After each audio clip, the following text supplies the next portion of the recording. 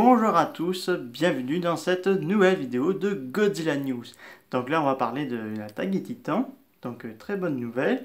Et on va parler d'à la fois de Skullcravel, Cowboy Bebop et Evangelion. Donc là c'est parti. Donc on va commencer par une bonne nouvelle de l'attaque des Titans qu'il y a eu cette semaine.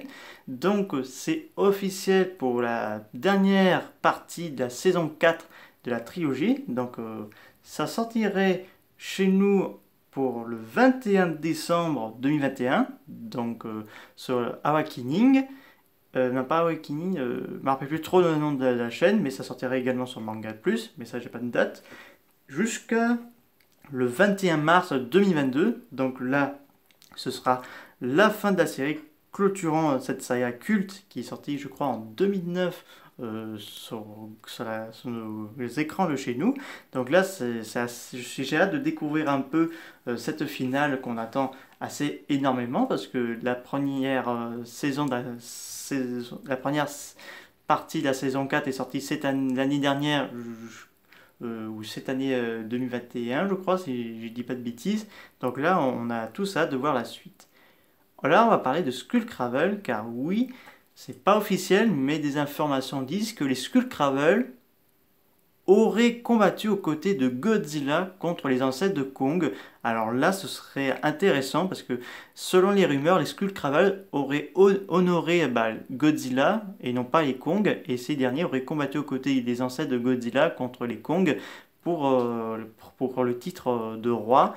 Donc c'est une rumeur qui circule, mais quand vous voyez le début du film, on voit une peinture rupestre qui montre Godzilla Mothra qui affronte Kong et on a un Skullcravel derrière un Kong.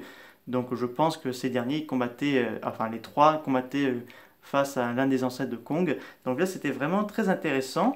Mais est-ce que c'est vraiment vrai ou pas? Je me pose la question, mais ce serait intéressant de voir ces rampants qui ont combattu aux côtés de Godzilla face aux ancêtres de Kong et que ces derniers auraient probablement poursuivi les survivants qui ont échappé à la guerre et massacré les derniers ancêtres de Kong sur Skull Island. Donc là, ça pourrait être très intéressant. Autre bonne nouvelle, il s'agit de Cowboy Bebop, donc l'adaptation je crois en film en live action de Netflix, vient de dévoiler une première image. Je vous essaierai de vous la partager. Enfin, je ne connais pas très bien cet univers, mais je pourrais regarder et faire une critique prochainement.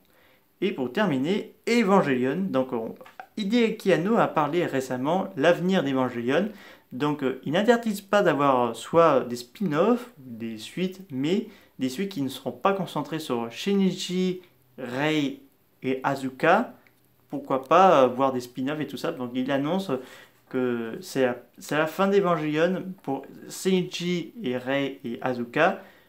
Mais il peut avoir d'autres projets d'Evangelion, mais pas en lien avec les trois principaux personnages. Donc ça se peut qu'on pourrait avoir des spin-offs, ce serait intéressant de voir l'origine des anges, des Eva, de la Nerf, etc. Voir aussi les aventures de chaque personnage avant la véritable série d'Evangelion. Ça me paraît assez très intéressant si un spin-off verrait le jour. Donc là c'est une affaire à suivre. Donc, parce que là, Hideaki Anno laisse pour l'instant de côté les films et séries d'animation pour s'occuper des films en live action, notamment Shin Kamen Rider qui doit sortir en 2023 au Japon. J'espère que cette vidéo de news vous a beaucoup plu. N'hésitez pas à me dire ça dans les commentaires. Je vous dis à très bientôt. Au revoir.